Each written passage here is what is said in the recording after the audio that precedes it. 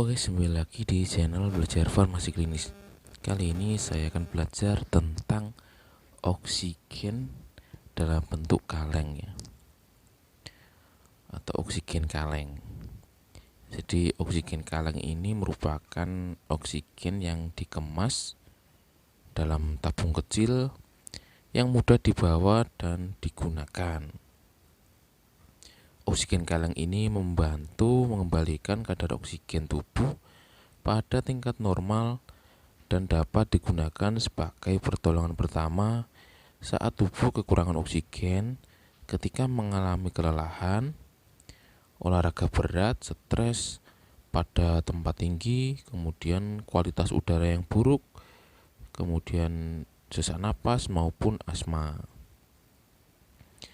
Jadi indikasi umum dari oksigen kaleng ini adalah memenuhi kebutuhan oksigen dan membantu mengembalikan kadar oksigen dalam tubuh seperti keadaan normal. Nah, isi dari oksigen kaleng ini hanya oksigen saja ya. Kemudian bagaimana aturan pakainya atau cara menggunakannya? Yang pertama, buka tutup kecil bagian atas, lepaskan tutupnya dan letakkan pada kepala kaleng sebagai masker. Jadi cuma dibalik sudah jadi. Kemudian ditutup hidung masker, tekan kepala kaleng dan hirup selama 2 detik.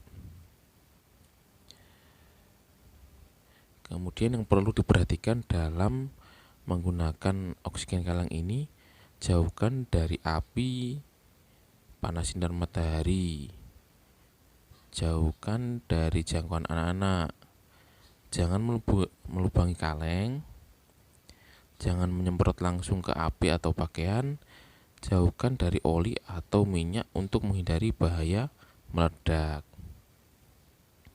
Jadi kemasannya ini adalah 500 cc.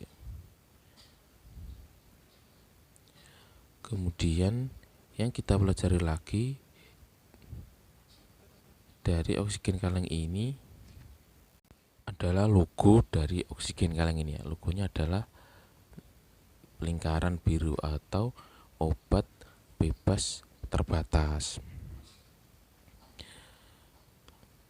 Berdasarkan Peraturan Menteri Kesehatan Republik Indonesia Nomor 28 Tahun 2022 tentang perubahan penggolongan, pembatasan dan kategori obat, oksigen kaleng ini masuk di dalam Permenkes tersebut.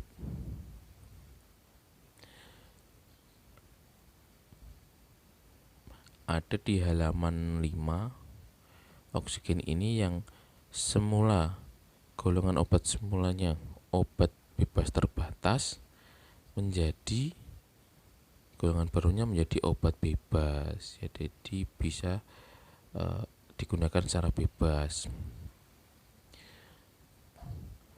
Kemudian kita lihat pembatasannya di Permenkes tersebut sebagai pembantu untuk mengembalikan kadar oksigen tubuh pada tingkat normal saat tubuh kekurangan oksigen seperti setelah kelelahan, olahraga berat, stres pada tempat tinggi, kualitas udara buruk, tidak untuk pengobatan medis, kadar lebih 95% dalam kemasan kaleng dengan isi tidak lebih dari 600 ml. Jadi nantinya dari logo lingkaran biru ini akan menjadi lingkaran hijau.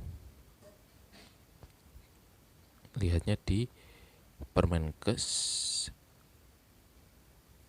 Nomor 28 Tahun 2022 tentang perubahan penggolongan, pembatasan dan kategori obat. Di situ juga ada obat-obat yang dirubah golongannya ya. Contohnya piroxicam yang golongan semulanya adalah obat keras jadi obat bebas terbatas. Kemudian N-asetilsistein yang semulanya obat keras juga jadi obat bebas terbatas. Baik, selesai sudah belajar kita kali ini. Kita ketemu di video berikutnya. Salam belajar farmasi klinis. Semangat belajar.